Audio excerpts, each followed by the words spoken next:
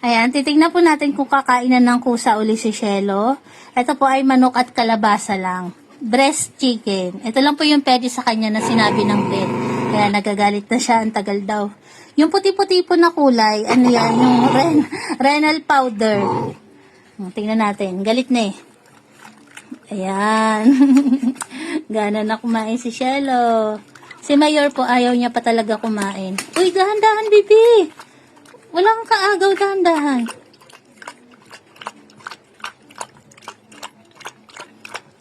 Yan, galing-galing ni Shelo eh, oh.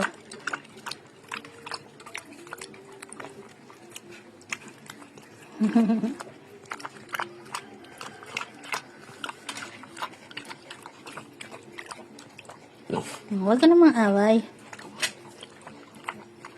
Hindi na po natin nilalagyan ng kanin kasi bawal po sa kanya yon. Ganyan lang po yung diet ni Shelo. Tapos, mamayang gabi, pag kumain uli siya, renal food naman po yung kanyang pagkain.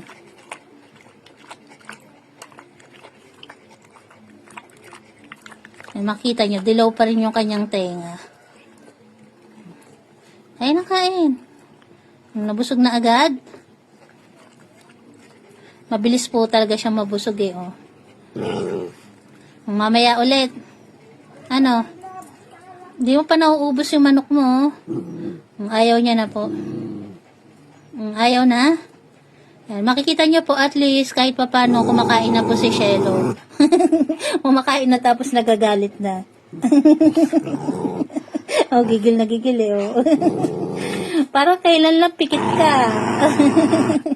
Ngayon, nanlilisik yung mata mo. Kailan lang pikit na pikit ang mata, ngayon nanlilisik ang mata kay Astig eh, oh. Mamaya kay Astig, ha. Sabi na. Astig, wag mo daw siya titigan, Astig.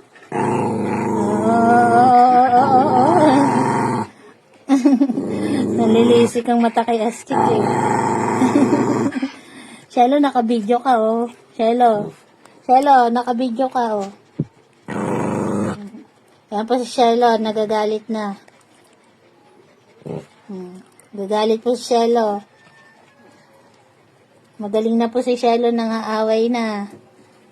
Ayaw na talaga ni Bibi, oh. Ayaw niya na po talaga. Kasi kung gusto niya pa, kukuha uli yan dito. Madalit po talaga siyang mabusog ngayon. Hindi pwede to sa inyo, ha, yung tira ni Shelo, ha. Ayan po yung update kay Shelo. At least kumakain na po siya kahit papano. Hindi katulad ng mga nakaraan, ayaw niya talagang kumain. Mamaya mo na lang to, baby. Salamat po. Ngayon naman po, isi-syringe natin kay Mayor ang kanyang pagkain. Astig, usog kayo dun. Ito po si Mayor. Ngayon, papainumin natin siya ng sabaw. Sabaw ng manok na may kalabasa. Ayan. Si Mayor po, kung mapapansin nyo, nagdilaw na rin po yung kanyang mga tenga. Kasi parehas nga po sila ng karamdaman ni Shelo. May sumama. Para lumakas si Mayor. Nakaswero po si Mayor. Ito po yung kanyang swero. Ganon din po si Shelo, nakaswero pa. Tapos kung maririnig nyo, ayun, nangaaway na si Shelo. Kasi ngayon, si Mayor naman ang pinapakain ngayon.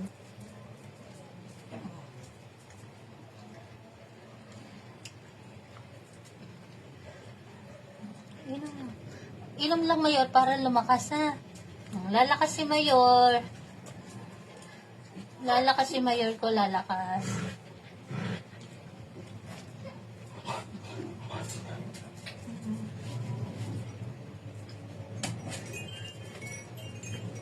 Ayun, kain.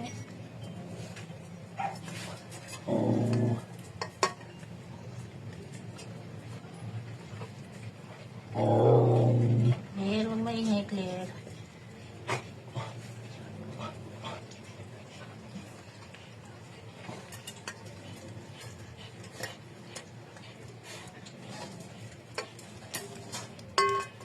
Claire, usok ka dyan. Naka-video ako. Usok ka dyan.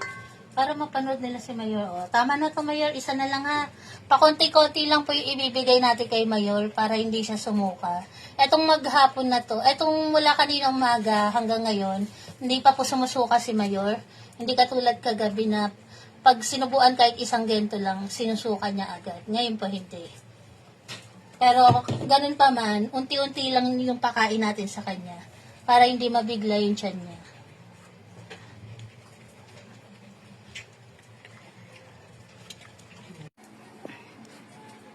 At ayan po, naka-off pala yung CP ko. Akala ko nagpe-play yung aking video. Tapos na po kumain si Mayor. Nakahigop na po siya ng sabaw ng manok sa kanang sabaw ng manok na merong kalabasa. Kahit papano po at least nasubuan ko siya gamit ang syringe. Tapos nakakulong po sila kasi may nag-comment na hindi siya natutuwa kasi nakakulong sila. Hindi po kami nagkukulong ng aming alaga. Yan po, ginawa po namin kaya ngayon sila nakaganyan. Kasi nga po para maiwasan na maggalaw-galaw sila. Kapag po kasi maluwag yung kanilang galawan, masyado po silang malikot, nahuhugot po yung kanilang dextrose. Kaya po nakakulong po sila.